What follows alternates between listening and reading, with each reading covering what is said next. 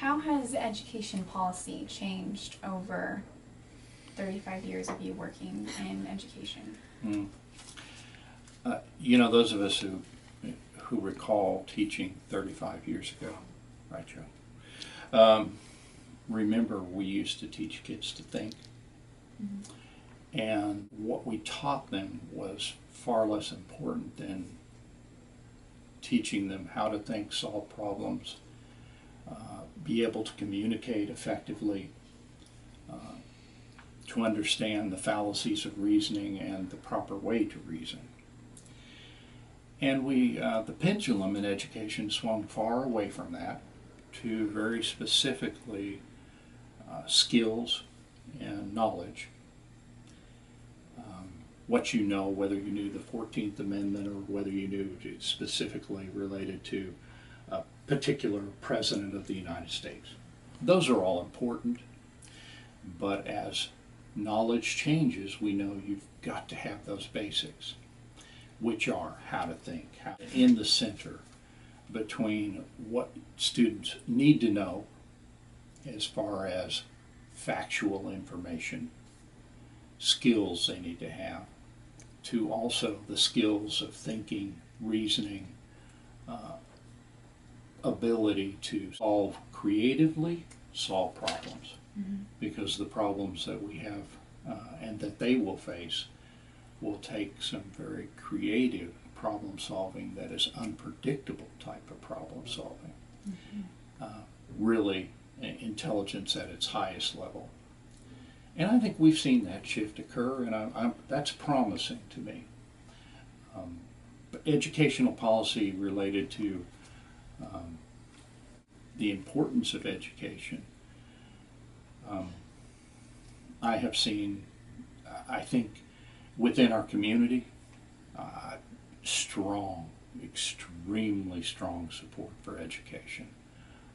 Very involved parents, very involved community leaders, and yet I don't see that on the state level. Quite frankly, I see that as dwindling, and I think it's a lack of investment in our future, quite frankly, that is short-sighted based upon whatever political needs that occur.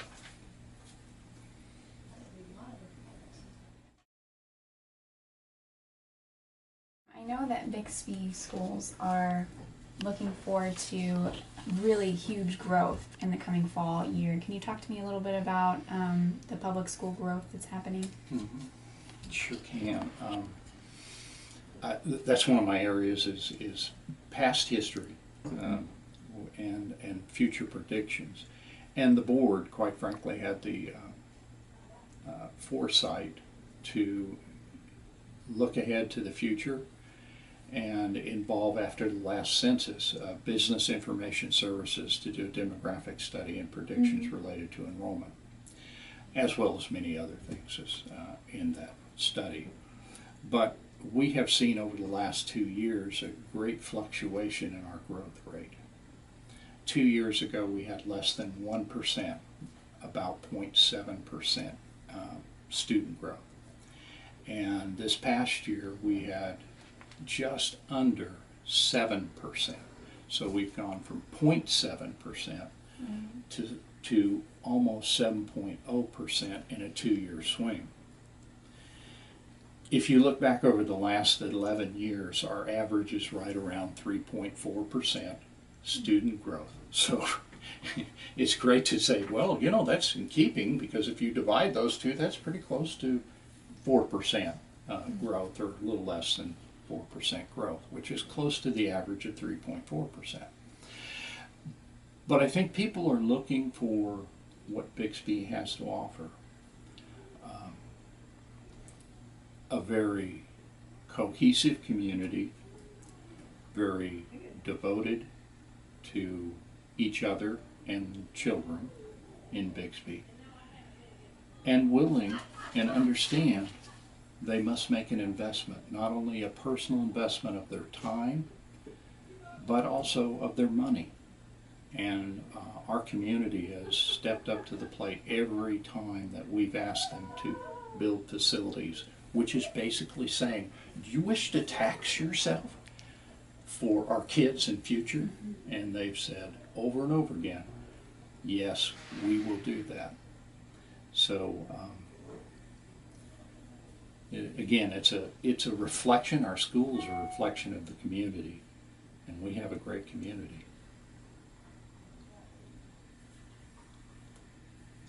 Well, congratulations on the award. Thank you. Very special. He's special, he's a friend, and he's going to be missed. I will miss him greatly.